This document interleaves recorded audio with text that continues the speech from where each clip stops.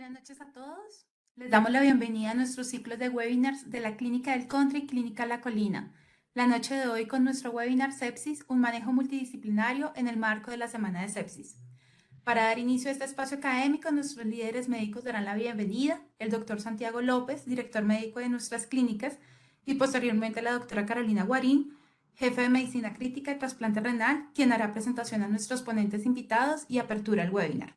Doctor López, buenas noches, bienvenido, les cedo la palabra. Gracias a todos, muy buenas noches. Celebrando y aplaudiendo estas iniciativas de actualización de webinars que nos han permitido no solamente tener, digamos, los últimos conceptos de cada uno de los temas que han sido revisados, sino también reunirnos y discutir esas situaciones complejas que enfrentamos en los pacientes críticos. Claramente, sepsis, creo que hemos tenido varios momentos de reunión en los cuales seguramente hemos determinado los conceptos actuales desde el punto de vista del abordaje diagnóstico y terapéutico de la sepsis. En la medida en que hemos aumentado nuestras camas hospitalarias y sobre todo nuestra capacidad de cuidado intensivo en clínica del Country, clínica La Colina, en pediatría y en adultos, cada vez enfrentaremos más este tipo de situaciones. Vale decir que en pediatría pues ha tenido digamos, un liderazgo reciente en la implementación de pacientes complejos en los cuales pues obviamente terapia ECMO ha sido una de las características importantes y desafortunadamente pues son pacientes que paralelamente desarrollan este tipo de situaciones. De manera que yo creo que para nosotros es muy importante seguir resaltando estos ejercicios académicos que son pilar fundamental de la actualización. Aunado a esto, pues el desarrollo de guías de práctica clínica y la medición de los resultados nos va a permitir dar un gran complemento y avanzar sobre qué es realmente lo que estamos haciendo y cómo vamos liderando y cómo nos vamos volviendo definitivamente instituciones en Clínica del Country y en Clínica La Colina que seguramente vamos liderando. Y como les decía específicamente en el caso de pediatría, pues somos en este momento tristemente líderes, y lo digo así porque pues el pico respiratorio de pediatría nos tiene lógicamente con un incremento y afluencia grande de pacientes. Una de las clínicas que en este momento más está interviniendo pacientes con terapia ECMO y por ende, pues como les digo, con seguramente condiciones específicas y en este caso la revisión de sepsis, pues creo que es bastante importante. De manera que gracias a todos por la asistencia y espero que tengan una excelente revisión, una excelente discusión y unas muy buenas conclusiones. Gracias a todos. Hola, muy buenas noches a todos y mil gracias por estar en este nuevo evento de la Unidad de Cuidado Intensivo de la Clínica del Country, Clínica La Colina. Y es para nosotros un honor hablar de un tema que nos compete a todas las especialidades, desde el ingreso a urgencias al paciente, su traslado a piso y su llegada a la Unidad de Cuidado Intensivo. Para esto tenemos hoy dos de nuestros especialistas más importantes de las unidades. Uno de ellos, el doctor Oscar Mauricio Moreno, que es médico cirujano y además es intensivista de las clínicas del Country, Clínica La Colina, y la jefe Claudia Camacho, especialista en cuidado crítico y enfermería de la Universidad Javeriana. Para nosotros es un honor tenerlos aquí, a ellos y a todos ustedes, hablando un mismo idioma para alinear todos los manejos y la atención del paciente. Así que bienvenidos a un nuevo evento académico de educación continua con un esfuerzo grandísimo de nuestros especialistas y bienvenidos y disfruten de una noche de academia muy importante para todos. Mil gracias. Buenas noches, gracias a todos los asistentes por darnos esta oportunidad, a la doctora Guarín por invitarnos para hablar un poco sobre el manejo multidisciplinario de la sepsis. Esperamos que algunas dudas que se tienen queden ligeramente resueltas y vamos a empezar. En este siglo, pues la tendencia del manejo de algunas patologías es abarcarlas con ciertos paquetes de medidas que se ha visto que el cumplimiento de estos paquetes, de estas medidas, ha mejorado los desenlaces en algunas enfermedades. A partir del 2001, pues se desarrolla este tipo de terapias dirigida por objetivos, gracias a un estudio que se realizó en ese momento, y a partir del 2002 se crea la campaña Sobreviviendo a la Sepsis, ya que es una enfermedad que aún hoy tiene un alto impacto porque la mortalidad sigue siendo muy elevada. En ese momento, las medidas que se tomaban era hacia las 6 y las 24 horas, y con el tiempo fue evolucionando en 2012 a 3 y 6 horas, y la última de hace 4 años a directrices en que se deberían más o menos cumplir en el término de 1 hora. ¿Qué ventajas tienen estos paquetes de medidas y sobre todo este uso de este horario? Que nos dimos cuenta en este tiempo que la sepsis es una emergencia médica, que algunas escalas y de uso actualmente el Quick SOFA es muy fácil de hacer. No es la mejor, pero su relativa sencillez es la ventaja que tiene. Y normalmente el manejo inicial es en el servicio de urgencias. No hay que olvidar que los pacientes hospitalizados, los médicos que están en piso, también se ven abocados a valorar y enfrentarse con esta enfermedad. ¿Qué otra ventaja tiene? Que se adaptaron principios generales para el tratamiento del choque séptico, que todo ha sido más simple y menos invasivo para obtener los mismos resultados, que nos dimos cuenta que la mortalidad mejora con el cumplimiento de estas medidas, y que el manejo debe ser simultáneo y no secuencial, o sea, no esperar a cumplir un paso para hacer. Importante, tal vez en los últimos 4 años, es que se da una especial atención en los cuidados post-UCI, a la salida de UCI y cuando el paciente va a la casa. ¿Qué desventajas tiene estos paquetes de medidas?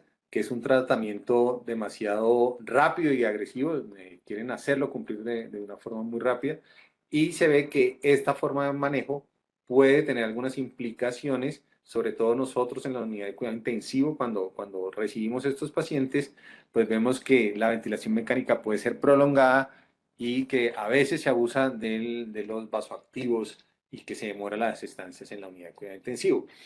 También es de vital importancia recordar que la evidencia a que se cumplan los manejos en 1 hora no es sólida. Básicamente se está tratando de llegar a mejorar esto, a que todo se pueda cumplir gracias a una gran cantidad de personas que se involucran, pero no necesariamente quiere decir que en 1 hora esto mejore la sobrevida de los pacientes. Y desafortunadamente estos son paquetes generales, no evalúan a cada paciente individual, y hay que recordar que cada paciente es un mundo diferente, tienen patologías diferentes, gustos diferentes, comorbilidades diferentes, y lo último es que pues estas medidas, esas recomendaciones pues son 93, es algo bastante amplio y largo pues para uno tenerlas presentes siempre todas. Entonces vamos a centrarnos como en las más importantes. ¿Qué es lo que uno, viendo estos paquetes de medidas y pues como presión en el tiempo, que básicamente es lo que se ha desarrollado últimamente, que hay que tener cautela? Pues pedimos o pido que se tenga cautela, como la misma campaña Sobreviviendo a la Sepsis, ellos lo ponen, que estas recomendaciones no pueden reemplazar la capacidad de toma de decisiones del médico. Siempre hay que darle ese apoyo a esa valoración y ese estudio juicioso que hace el médico cuando aborda este tipo de pacientes, que no hay que tener temor de los hospitales a acciones legales, porque lo importante es que se cumplan las medidas, no necesariamente el tiempo, sino que el buen juicio médico, sumado a las medidas que se tienen protocolizadas en nuestras instituciones, se ha visto que mejora los desenlaces en los pacientes. Y esto hay que tenerlo en cuenta porque a veces los médicos se ven presionados o se preocupan porque hay mucha presión en el tiempo para iniciar cosas, para trasladar pacientes, para remitir, para subir, y no necesariamente hay que presionarlos con esto. Hay que ayudarlos a que tengan un buen uso de las herramientas que se cuentan con la clínica para poder enfrentar de una mejor forma esta patología. ¿Por qué? Porque además cautela con esto, porque a pesar de todas estas medidas que se han venido desarrollando y que se han mejorado en estos últimos 20 años, los resultados aún siguen siendo desalentadores. El 30% de los pacientes se mueren de forma intrahospitalaria, el 23% de los pacientes se mueren durante el siguiente año, el 12% de los pacientes permanecen con deterioros severos el resto de su vida y solamente el 35% de los pacientes se recuperan, y cabe aclarar que en general son pacientes que tienen menos edad, menos comorbilidades, ¿sí? Entonces esto desafortunadamente es un poco desalentador aún. ¿Qué hacer entonces cuando se encuentra uno con estos pacientes en hospitalización y en urgencias? Pues básicamente, pues hay que actuar de una forma ágil, no necesariamente tiene que ser rápida, pero sí ágil. El tiempo en general se empieza a contar cuando el paciente entra al triage de urgencias o cuando un médico o la enfermera o el tratante se encuentra con su paciente en hospitalización y ve que algo funciona mal. Entonces ya habíamos anotado que el QuickSOFA es una herramienta de fácil uso porque evalúa 3 componentes que más adelante la jefe se los comentará. Entonces es muy fácil de hacerlo ahí al pie del paciente y de sospechar que un paciente se pudiera estar desarrollando una patología séptica. Entonces es muy fácil iniciar como todo este evento de manejos. ¿Qué nos importa entonces a partir de ese momento? Que se debe hacer. Se deben tomar cultivos que se crean que son necesarios, ¿sí? El especial énfasis que se hace es en los hemocultivos, que la jefe nuevamente más adelante explicará cómo se deben tomar, el protocolo que se debe hacer para tener unos buenos resultados.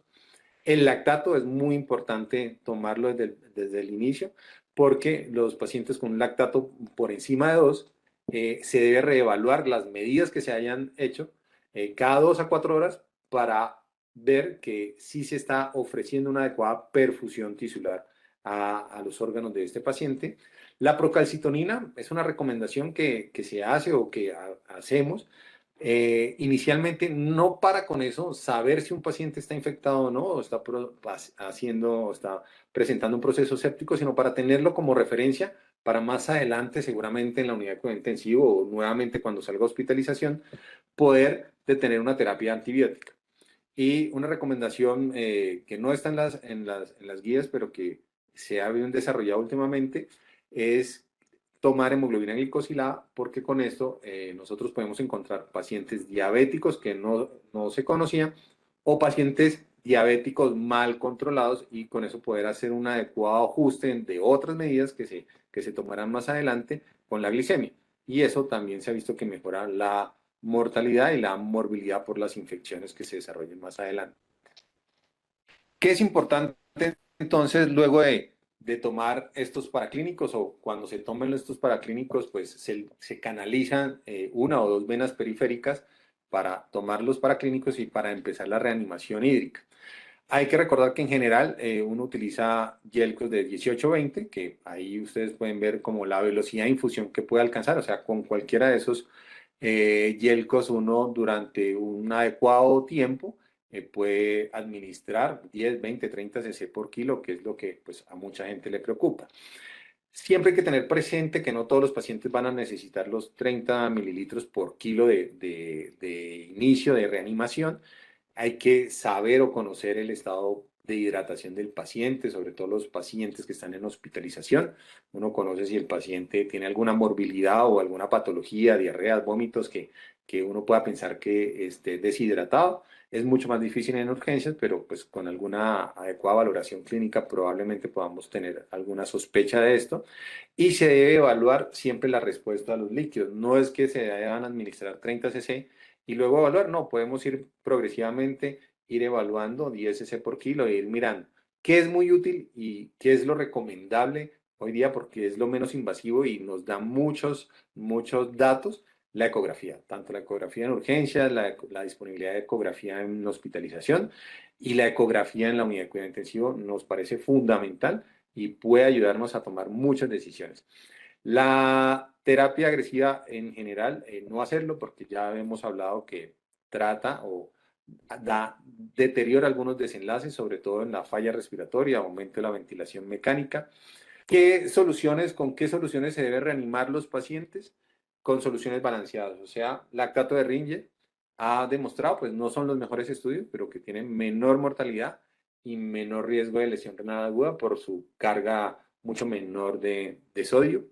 Y en general, ¿cuándo usar albúmina? Pues mi respuesta personal es que no debería usarla, porque la recomendación de la guía dice que cuando hay una cantidad sustancial de reanimación con cristaloides, pero nadie ha definido que es una reanimación sustancial, y tener en cuenta que estas recomendaciones se hicieron para todos los médicos y no todos trabajan en instituciones que cuenten con este tipo de soluciones, y pues el costo es muchísimo mayor a las soluciones balanceadas.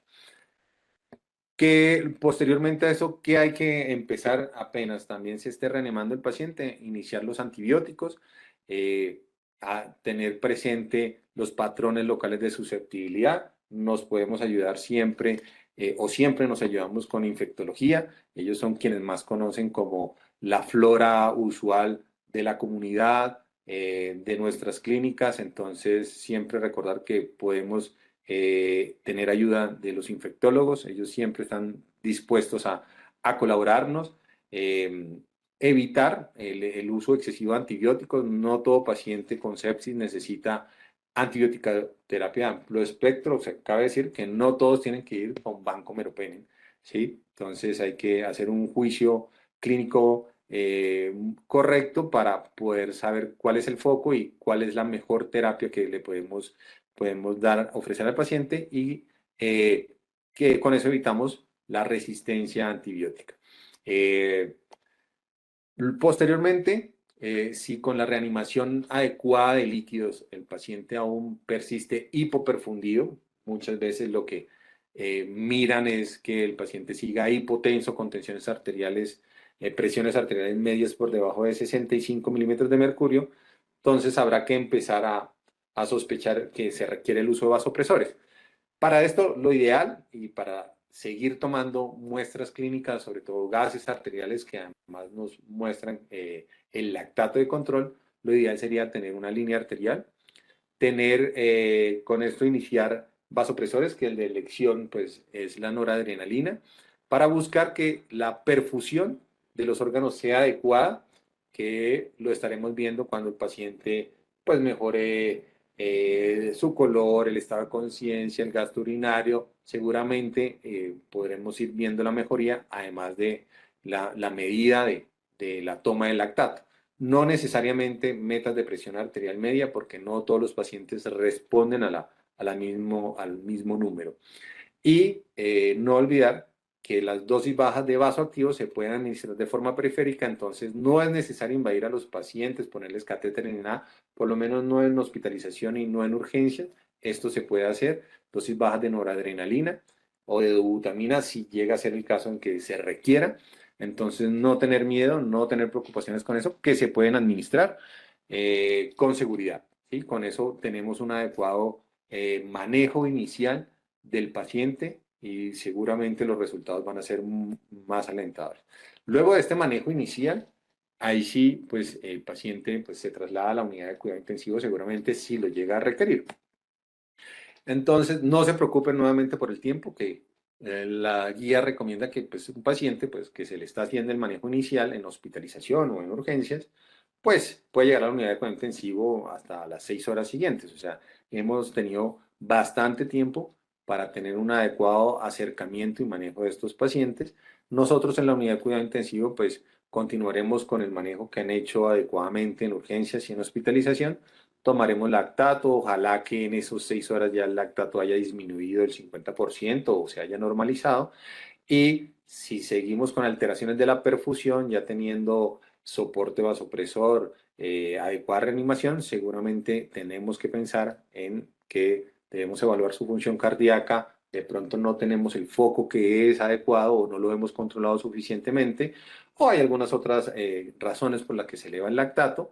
Y la procalcitonina, como les dije, en algún momento nos pudiera llegar a servir para destetar o retirar los antibióticos.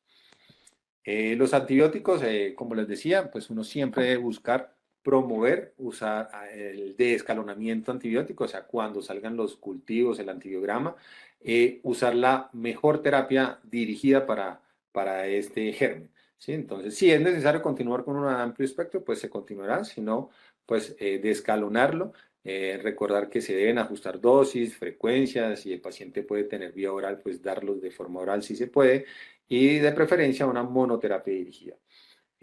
Con eso evitamos la resistencia a los antibióticos que se producen en estos gérmenes.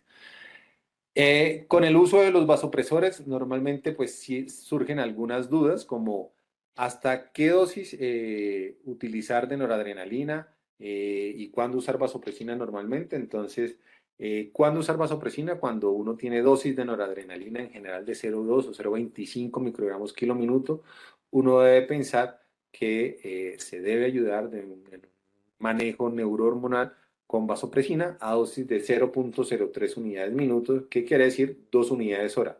Eso y solamente eso. Porque el manejo con la vasopresina no es para hacerlo vasopresor, sino, como les decía, neurohormonal. Es preferible usar varios vasoactivos o vasopresores, adrenalina, noradrenalina, vasopresina, dobutamina, a bajas dosis. Con eso se obtienen los mejores efectos y se evitan los efectos secundarios, los efectos adversos que tienen todos estos medicamentos a unas dosis elevadas. ¿Cómo retirar esos medicamentos? Que también es otra pregunta que normalmente se hace. En general no hay estudios importantes que nos demuestren cómo hacerlo, pero algunos sugieren que se debe primero destetar la noradrenalina por completo y al final retirar la vasopresina. Recordar que la vasopresina se suspende, no se desteta, o sea, uno no deja vasopresina 1,5, ni a 1, ni a 0,5. Simplemente de 2 se apaga la bomba de infusión. ¿Qué dosis utilizar de noradrenalina? Que es otra de las como discusiones importantes que se da. Pues los artículos sugieren que pues, dosis de noradrenalina de 0,1 son dosis intermedias y de 0,3 microgramos kilo son dosis elevadas. También se ha demostrado que la noradrenalina por encima de 0,5 microgramos kilo minuto tiene más efectos adversos que beneficiosos y que la noradrenalina por encima de 0,75 microgramos kilo minuto o 0,8 aumenta la mortalidad. O sea, si un paciente tiene noradrenalina 0,8, vasopresina, algún otro vasoactivo y va mal, seguramente la enfermedad es muy agresiva o su paciente con mucha comorbilidad es frágil, seguramente el desenlace va a ser malo. No por el hecho de subir dosis de noradrenalina a 1 o 2 microgramos kilo minuto o vasopresina a 5, al paciente le va a ir mejor, porque seguramente esos efectos adversos de vasoconstricción esplácnica y periférica lo va a pagar luego y va a morir igualmente el paciente.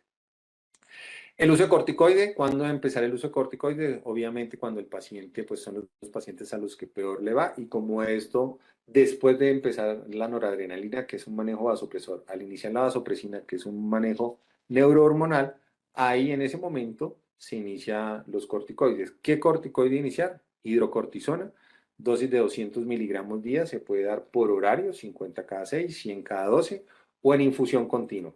Si se da en infusión continua, recordar que se debe dar un bolo de 100 miligramos previo al inicio del bolo. ¿Y cuánto tiempo darlo? Uno normalmente ve que se apaga la vasopresina o se retiran los vasopresores y se retira la hidrocortisona. Y no, realmente el manejo de los corticoides debería ser de 5 a 7 días, no más de eso, para evitar deficiencias suprarrenales. Y se debe cambiar a oral cuando sea posible, cuando el paciente ya esté estubado o esté tolerando la vía oral.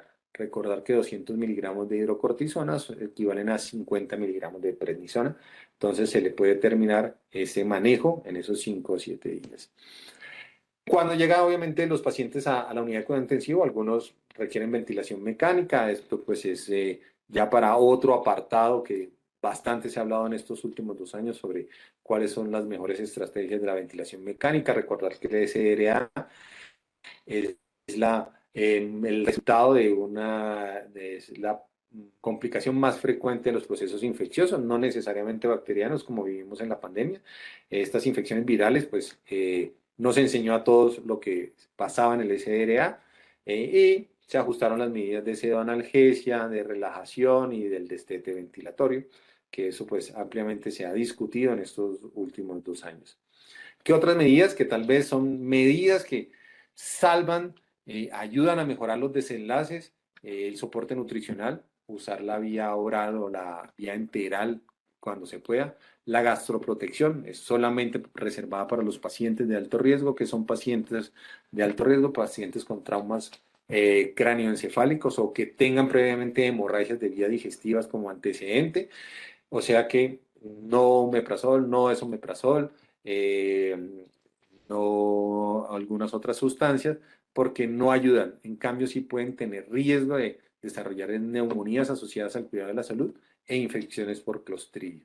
Tromboprofilaxis también, farmacológica, a menos que las plaquetas bajen de 50.000, uno usa enoxaparina, que es como lo usual, pues heparinas de bajo peso molecular es lo que se recomienda, y no tromboprofilaxis mecánica, porque no se ha visto que los resultados sean tan buenos como con la tromboprofilaxis farmacológica. El control de la glicemia, que ya les había dicho, que por eso uno en general debería tomar hemoglobina glicosilada al inicio, porque no es lo mismo manejar pacientes previamente diabéticos controlados o no controlados, para hacer los adecuados ajustes de los valores de la glicemia. Y en lo posible evitar la lesión renal aguda, que con todas las medidas previas que hemos hecho seguramente las evitaremos. Evitar las lesiones de isquemia y reperfusión, evitar drogas, sobre todo antibióticos nefrotóxicos, realizar la reanimación con soluciones balanceadas, de preferencia no soluciones salinas, y hacer una adecuada reanimación volumétrica, o sea, no pecar ni por déficit ni por exceso. Es igual de malo no dar la cantidad suficiente de volumen hídrico a pasarnos en la reanimación, porque el edema tisular, la congestión venosa renal, pues puede desencadenar que hagan lesiones renales agudas también. Y un capítulo especial importante, y ya para terminar, casi para terminar, es el adulto mayor. Recordar que más del 60% de los pacientes sépticos son personas que tienen más de 65 años.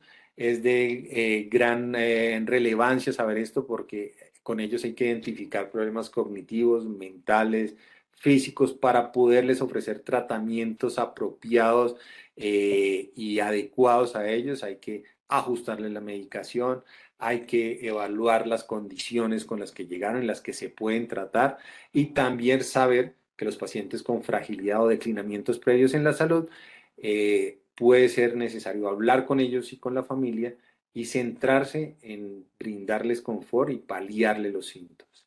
¿Qué objetivos terapéuticos tenemos con ellos?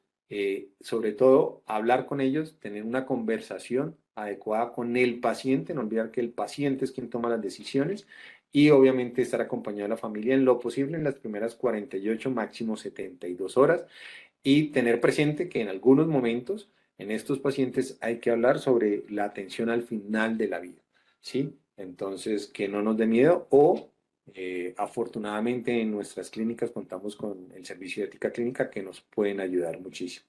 ¿Qué impacto tienen los pacientes sépticos en los mayores de 65 años? Que el deterioro es 3 veces mayor, deterioros severos, alta prevalencia de problemas de salud mental, ansiedad, depresión, estrés. Estos pacientes, el 40% son rehospitalizados nuevamente antes de los 90 días, y se incrementan los riesgos de infecciones recurrentes, de falla renal y de eventos cardiovasculares. Y por último, saber que nuestras clínicas, nuestros protocolos, pues están muy bien organizados, y nuestros pacientes, no necesariamente los que lleguen a la unidad de cuidado intensivo, también los pacientes en hospitalización y en urgencias deberían o deben ser valorados por psicología, psiquiatría, por geriatría, de acuerdo al grupo etario. Medicina física rehabilitación súper importante para todos los pacientes. Ojalá en esto podamos seguir mejorando aún más. Valoración por medicina paliativa en los pacientes que se requiera, por trabajo social, por fisioterapia, fonoaudiología, terapia ocupacional, que eso pues lo tenemos muy organizado en las clínicas.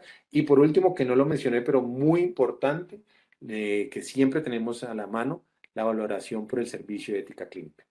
Bueno, espero que con esto pues se hayan resuelto algunas dudas, y si hay preguntas, pues bienvenidas. Muchas gracias. Bueno, muchas gracias, doctor. Básicamente, vamos a hablar del rol de la enfermería en el manejo de la sepsis. Como ya lo decía el doctor Moreno, pues la sepsis es una patología que se ha convertido en un problema de salud porque se presenta cada vez con más frecuencia, tanto en los servicios de urgencia como hospitalización y como UCI. Por eso, enfermería es de vital importancia en la detección temprana y en la evolución y en el desenlace de nuestro paciente. Entonces voy a hablarles un poco del rol de enfermería en el manejo de los pacientes con UCI desde el servicio de urgencias y desde la unidad de cuidado intensivo. Como ya les había dicho, constituye un problema sanitario de primera magnitud. Aproximadamente se producen de 50.000 a 100.000 casos al año, de los cuales el 30% de estos casos evolucionan en shock séptico y según las últimas cifras puede causar hasta 1.400 muertes al día a nivel mundial. Y el último dato dice que aproximadamente cada 4 a 6 segundos en el mundo muere un paciente o una persona por shock séptico o por sepsis. Es una patología en la cual es determinante el tiempo, porque debido a la rapidez en que la podamos detectar y en que la podamos intervenir, la supervivencia del paciente es más. Es decir, el 80% de los pacientes que se detectan a tiempo los signos y síntomas y se hace una intervención temprana desde el servicio de urgencias, tienen un desenlace más favorable. Aunque cualquier persona puede desarrollar la sepsis, según las estadísticas o los estudios realizados, las personas entre 63 y 65 años, así como el sexo masculino, tienen más probabilidades de presentarla. En este sentido, enfermería es de vital importancia en la detección temprana, ya que el primer contacto que tiene el paciente lo tiene con enfermería en el servicio de urgencias, básicamente en el área de triage. De aquí la importancia de que el personal de enfermería de urgencias tenga una capacitación extensa, unos conocimientos amplios para la identificación de este paciente. Algo que aterra es que a medida que pasa el tiempo, las infecciones por diferentes tipos de microorganismos, enfermedades endémicas, enfermedades virales como la TBC y otras, disminuyen en su mortalidad, mientras que la sepsis y el shock séptico no disminuyen. Siguiente.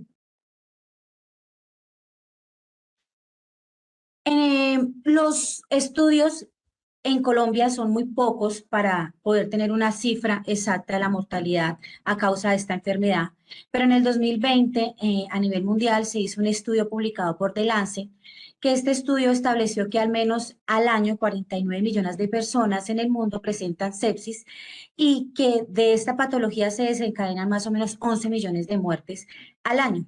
El estudio analizó más o menos 195 países y determinó de manera dramática que más de 20 personas fallecen cada minuto en el mundo por sepsis. En el 2020, el presidente de la Asociación Colombiana de Medicina Crítica, don José Luis Assini, informó durante una entrevista que en el 2020 en Colombia se producen más o menos 900.000 casos de sepsis y que muertes por sepsis y que hay una incidencia de 116 casos por cada 100.000 personas. Bueno, les estaba hablando de la importancia de que enfermería pudiera detectar a tiempo los signos y síntomas del paciente inicialmente en el servicio de urgencias. Como lo decía el doctor, hay unas escalas que nos ayudan en esta identificación. Especialmente hablábamos de la respuesta sistémica de inflamación sistémica, que es el SIRS, y este SIRS tiene 4 componentes fundamentales, que es temperatura mayor a 38 grados o menor a 36 grados, una frecuencia respiratoria mayor a 20 respiraciones por minuto con una PCO2 menor a 32 milímetros de mercurio, una frecuencia cardíaca que sea mayor a 90 latidos por minuto y una leucocitosis mayor a 12.000 o una leucopenia mayor a 4.000. Si hablamos de que en el paciente se presentan 3 o más de estos signos, podemos estar pensando en una infección y de ahí podemos aplicar también la escala de Quick-Sofra. Esta escala de Quick-SOFA pues es un modelo reciente, como dijo el doctor, se desarrolló en febrero del 2016 y nos habla de la posibilidad de identificar un riesgo alto de presentar sepsis, y este tiene 3 criterios fundamentales que nos habla de la alteración a nivel del estado de conciencia, la tensión arterial sistólica y la frecuencia respiratoria. Si encontramos un paciente con un Glasgow menor a 13 puntos, una tensión arterial sistólica menor a 100 milímetros de mercurio y una frecuencia respiratoria mayor a 22 respiraciones por minuto, si encontramos 2 o más, podemos decir que el paciente está en riesgo y de ahí podemos informar al médico que nos acompaña en este proceso para que él realice las otras escalas o tome las medidas necesarias. Normalmente la literatura habla de la escala de SOFA que manejan los médicos para también la identificación de sepsis. Siguiente. Bueno, enfermería en el manejo de la sepsis. Como lo ha dicho el doctor, este es un manejo multidisciplinario. Enfermería, los médicos, intensivista, terapia respiratoria, nutrición, deben trabajar en conjunto para obtener desenlaces clínicos favorables. Vamos a hablar de la importancia del personal de urgencias en el triage para la determinación del paciente, si el paciente está cursando por sepsis, ya que, como lo dice el doctor, la primera hora es fundamental y el tiempo corre en contra de la supervivencia del paciente. Entonces, como el primer contacto que tiene el paciente al ingreso de la clínica es con la enfermera de triaje en el servicio de urgencias, ella es la encargada de realizar una buena anamnesis donde se puede apoyar por los factores de riesgo que tiene el paciente, por sus antecedentes patológicos y por la exploración física que le vaya a realizar el paciente. La enfermera, ante una sospecha, ya sea por unas frecuencias cardíacas elevadas, temperatura elevada, una hiperventilación, puede ir, y pues después de la toma de los signos vitales en la valoración inicial en triage, si llega a tener una sospecha de que el paciente puede estar cursando por un problema infeccioso o una sepsis, debe indagar al paciente sobre cirugías recientes, si tiene alguna lesión cutánea, si tiene algún acceso vascular en caso de que sea un paciente oncológico que tenga algún catéter implantable, un catéter subcutáneo, si es un paciente renal, un catéter peritoneal, mirar los estados de los pacientes y en la valoración física también mirar el estado de la piel, posibles traumas que haya presentado el paciente, adenopatías, entre otras.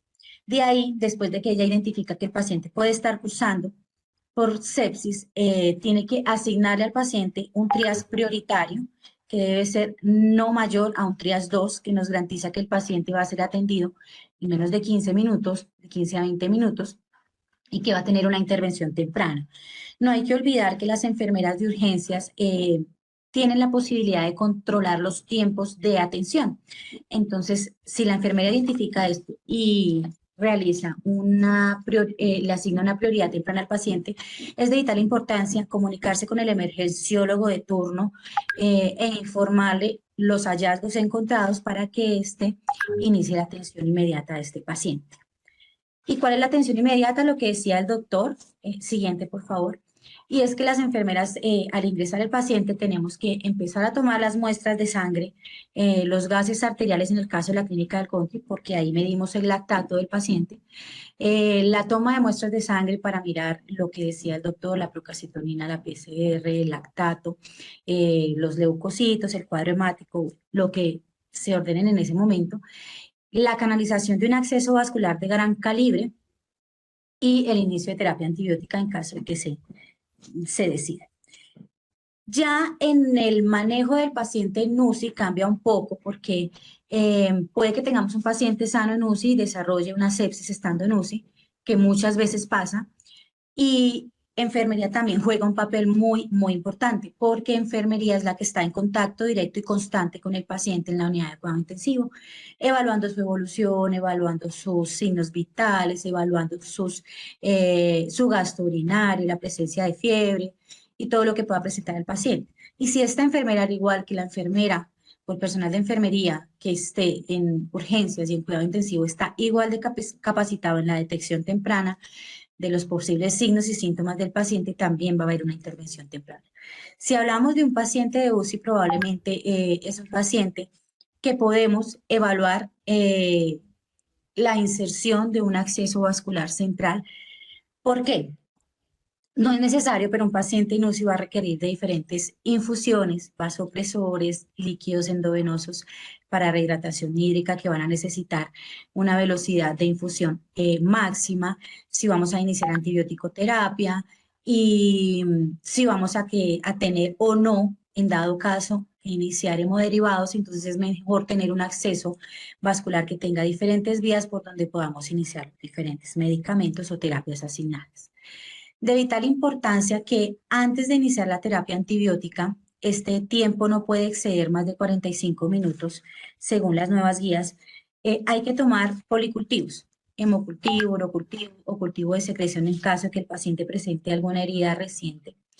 Y estos hemocultivos no dependen de que el paciente presente o no fiebre. Entonces es importante tomar los hemocultivos o policultivos porque estos nos van a ayudar a determinar más adelante la tipificación del germen que está afectando al paciente y el escalonamiento o desencalonamiento de la terapia antibiótica. La reanimación hídrica, como decía el doctor, no me la pases todavía. La terapia hídrica, como decía el doctor, depende de la condición específica del paciente, pero si la terapia hídrica la reanimación hídrica no funciona en el paciente, tenemos que nosotras tener listos las infusiones de vasopresores a iniciar. Como decía el doctor, vamos a iniciar con la noradrenalina y dependiendo de la evolución del paciente, vasopresina.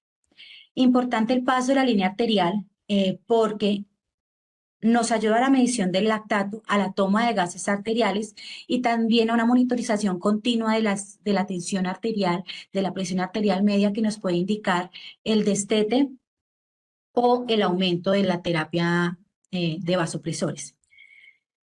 Otras cosas que hablaba el doctor y que también yo lo repito es que aparte de manejarle al paciente que está cursando por sepsis, la terapia de reanimación hídrica, la toma de cultivos, los antibióticos, lo que habíamos hablado anteriormente, es importante estar pendiente de su profilaxis. Tromboprofilaxis para evitar la presencia de trombos o un tromboembolismo pulmonar, la profilaxis ocular y la profilaxis gástrica. Si hablamos de un paciente que está ventilado, es probablemente un paciente que va a necesitar sedación, sedación superficial o sedación profunda, dependiendo del caso del paciente, y para eso también tenemos que tener una vía del catéter central exclusiva para la sedación y una vía exclusiva para la administración de los vasopresores. Y no menos importante, sino mucho más importante, el paso de una sonda vesical que nos permita hacer un control estricto de los líquidos administrados, de las pérdidas de los líquidos eliminados y del gasto urinario del paciente. Siguiente. En esta diapositiva yo lo que pretendo es hacer unas recomendaciones claves para el personal de enfermería acerca de la técnica adecuada para la toma de hemocultivos. Yo sé que mis compañeras, las que están viendo este webinar y todas las personas que asistieron, probablemente trabajadores de la salud, conocen la importancia de la toma de los hemocultivos, pero estos puntos que traigo son de vital importancia para que estas muestras sean efectivas y los resultados también. Entonces, hay que recordar que la toma de hemocultivo es un procedimiento que requiere de una técnica aséptica estricta, que tenemos que hacer una limpieza exhaustiva utilizando la clorixidina al 2%, tanto jabón como espuma, y que durante la toma de cada hemocultivo debemos hacer el cambio estricto de los guantes estériles. Debemos utilizar la bata estéril, las monogafas, el gorro, hacer el lavado que debemos hacer siempre que vamos a hacer, de las manos siempre que vamos a hacer una tarea aséptica. Y es importante que tengan en cuenta que no se deben extraer más de 2 muestras para hemocultivo del mismo acceso periférico. Lo indicado es que se hagan las 3 funciones necesarias, aunque la literatura dice que ante una emergencia o una sepsis avanzada se pueden tomar solo 2 botellas de hemocultivos, la anaerobia y la aerobia, pero pues el protocolo de la clínica nos indica que son 3 botellas, en este momento 4 que están evaluando esa decisión que se tomó en el nuevo protocolo. Importantísimo que si el paciente ya viene con un acceso vascular central en la unidad de cuidado intensivo que tiene más de 48 horas de inserción, es de vital importancia que tomemos una muestra de hemocultivo de ese catéter para evaluar el torrente sanguíneo y definir si de pronto el paciente está cursando con una infección en el torrente sanguíneo. Importante, cuando vamos a insertar la muestra, los taponcitos de los frascos de los hemocultivos tienen que haber sido ya desinfectados con clorexidina y ya deben estar secos para poder introducir la sangre. La sangre se inserta primero en el hemocultivo anaerobio y después en los otros cultivos. Importantísimo verificar la marcación de estas botellas. Sabemos que se han presentado muchos eventos adversos por marcación incorrecta de los hemocultivos, entonces hay que hacer doble lista de chequeo con la auxiliar de enfermería y la enfermera jefe, y después con la lista de chequeo que se hace para envío de las muestras al laboratorio y avisar de manera inmediata al laboratorio para la recolección de muestras. Siguiente, por favor. La administración de antibióticos. Para esto es importante que enfermería ya conozca los 5 correctos, que son paciente correcto, medicamento correcto, dosis correcta, vía correcta y horario correcto. Los antibióticos son medicamentos de especial cuidado porque tienen una osmolaridad diferente, unos tiempos de administración estrictos, unos horarios estrictos, y es importante que enfermería conozca que los antibióticos se deben diluir en solución salina. Si vamos a pasar los medicamentos en la clínica del country, contamos con premezclas que vienen ya de farmacia, pero en caso de que tengamos que diluirlo ahí, es importante que se diluya en solución salina por estabilidad del medicamento. Y si lo van a pasar por buretrol y el paciente tiene lactato de Ringer en sus líquidos endovenosos, hay que hacerlo en solución salina sin quitar el lactato de Ringer que se le está administrando al medicamento. Es importante, si el paciente no tiene un acceso vascular central y es un acceso vascular periférico, los signos de flebitis. El paciente nos refiere a dolor, presencia de enrojecimiento, inflamación, hay que retirar porque podríamos hacer una flebitis química.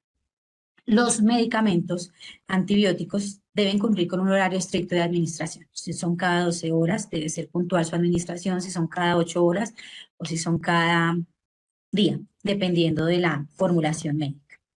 Era un recorderis que quería dar. Siguiente, por favor. En esta imagen que traigo a continuación, pues, que encontré en la literatura, habla de un pequeño resumen de lo que nos informaba el doctor Moreno.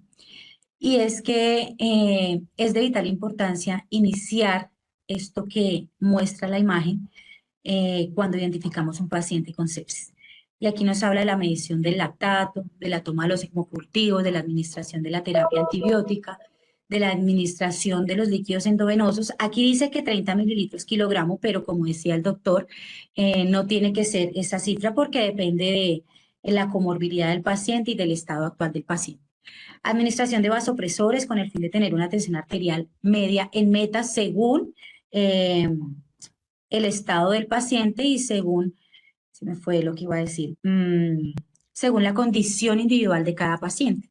La administración de corticoides, que como sabemos todas, la administración de corticoides, sea en bolo o en infusión continua, eleva los índices de glicemia en los pacientes, por lo que tenemos que estar también muy pendiente de la toma de glucometrías por horario para detectar hiperglicemias y en caso de que se presente, iniciar la administración de insulina, sea en bolos o en infusión continua.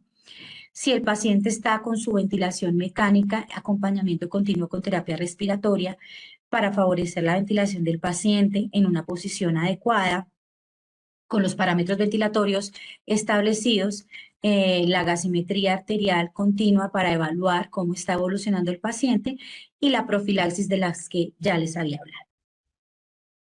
Siguiente, por favor.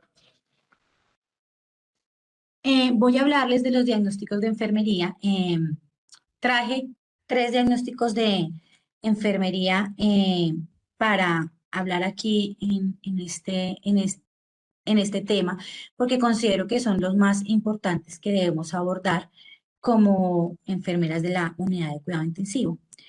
En este caso, voy a hablar del déficit de volumen de líquido, que se puede relacionar con una falla en los mecanismos reguladores.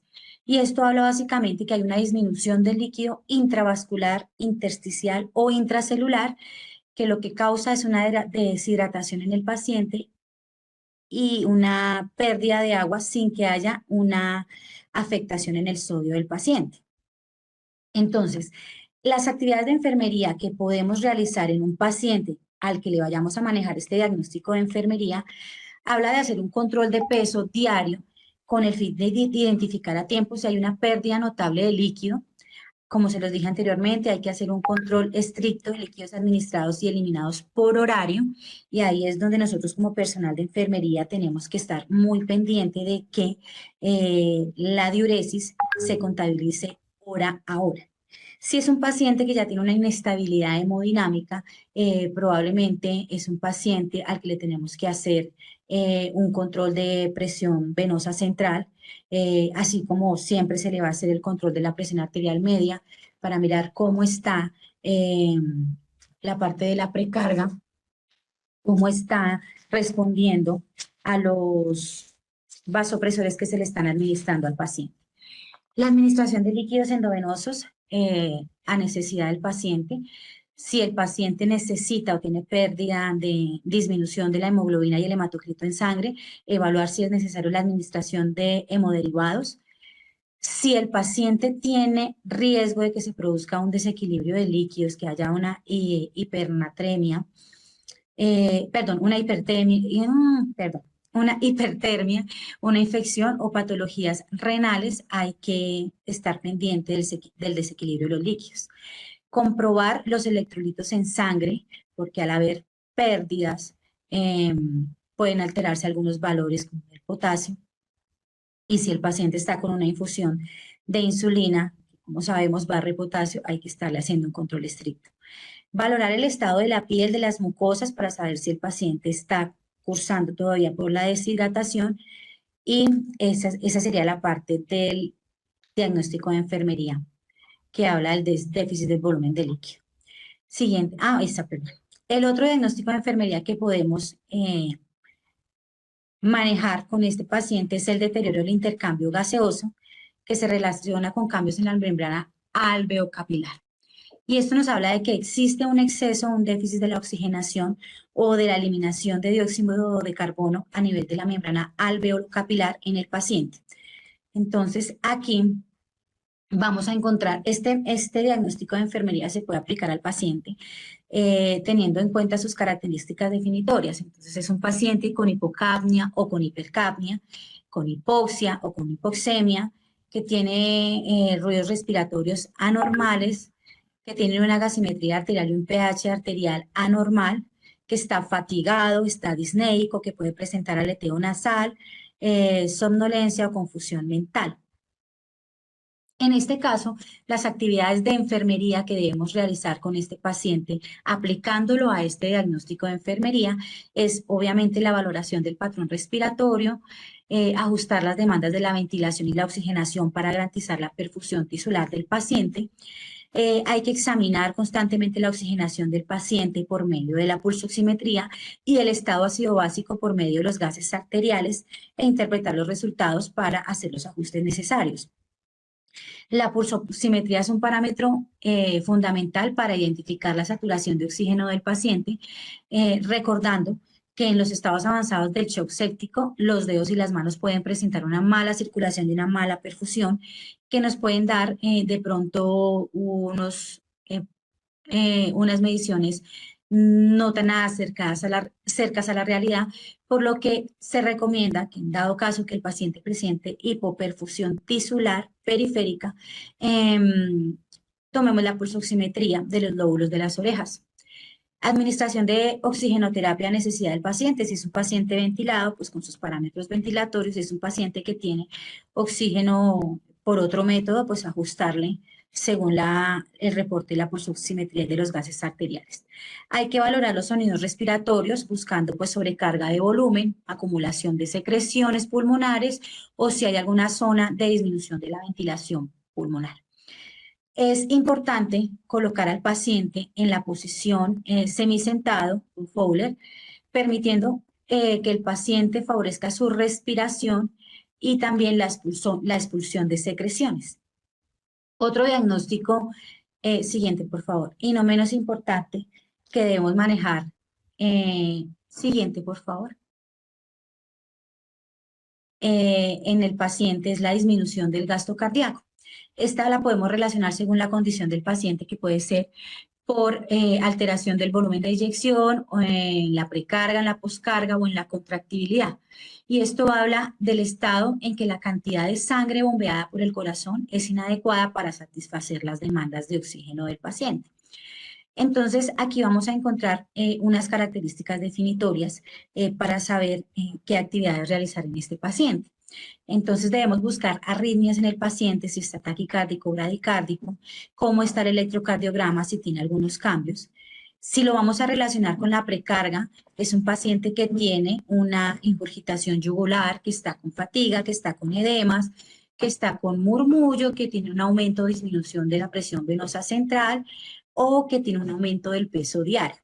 Si lo vamos a relacionar con la poscarga, hablamos de una falta de aliento en el paciente, disnea, oliguria, prolongación de los tiempos del llenado capilar, disminución de los pulsos periféricos. Pueden haber variaciones en la lectura de la presión arterial. Puede ser un paciente que esté hipotenso. Y si lo vamos a aumentar con la contractilidad, pues es un paciente que va a tener crepitantes, tos, ortopnea, un gasto cardíaco, si lo estamos midiendo, menor a 4, hay disminución de la fracción de eyección y se van a presentar a la auscultación los sonidos S3 y S4. En este paciente que vamos a colocar el diagnóstico de disminución del gasto cardíaco, tenemos que ser claros que es un paciente que está hemodinámicamente inestable y que probablemente va a ser un paciente que va a tener una monitoría hemodinámica, ya sea con Proacutel, ya sea con Swan-Gas, ya sea con Vigileo, y es un paciente al que le debemos valorar constantemente la función hemodinámica a través de las presiones de llenado. La PVC, la presión capilar en cuña, la presión pulmonar. Y pues debemos conocer y de importante valor los parámetros, los valores normales de la presión venosa central, que debe estar entre 8 y 10, y que el la presión capilar pulmonar debe estar entre 5 y 10. Se debe tener en cuenta que los valores de estas presiones elevados significan que hay un incremento en el líquido corporal y que debe en ese momento tomarse la decisión de disminuirlos. Por el contrario, si esos valores están inferiores, señalan que hay una disminución del líquido corporal y que debe hacerse una hidratación para el paciente. Hay que valorar constantemente la respuesta a los vasopresores. Aquí debemos saber si los aumentamos, si los disminuimos, si ya llegamos al tope máximo de la noradrenalina, iniciar la vasopresina, pero por el contrario, si el gasto cardíaco está normal, las presiones, la perfusión cardiovascular, que es determinada por el gasto cardíaco, está normal, la frecuencia cardíaca está normal y las presiones arteriales medias están en metas, debemos empezar a hacer el destete de estos vasopresores. Como lo dijo el doctor anteriormente, destetar la noradrenalina y si es la vasopresina, apagarla de una vez. Gracias por la intervención de nuestros ponentes. Creo que ha sido unas charlas muy interesantes. Le doy la palabra a la doctora Guarín. Doctora, buenas noches. ¿Nos escucha? A todos mil gracias, al doctor Oscar Moreno y a Claudia desde el grupo de enfermería. Yo creo que esto es súper importante, un manejo multidisciplinario, conjunto, y es lo que siempre queremos demostrar en la unidad de cuidado intensivo, con terapia, con enfermería, con cuidado crítico médico. Así que para nosotros es un placer estar hoy aquí con todos ustedes, desde el manejo en urgencias, hospitalización y UCI, y continuaremos trabajando para ofrecer a las clínicas lo mejor de nosotros y la mejor educación continua para todos y aprender más y alinearnos más. Así que mil gracias a todos, no hay preguntas, espero haya quedado muy claro pues como el manejo, definitivamente gracias al doctor Moreno, gracias a Claudia por su esfuerzo, por su dedicación, por su entusiasmo para explicarnos cómo debemos hacer mejor nuestros manejos. Y bueno, esto para mejorar siempre todos en pro de las clínicas y de nuestros pacientes. Un abrazo y descansen. Muchas gracias por estar todos conectados.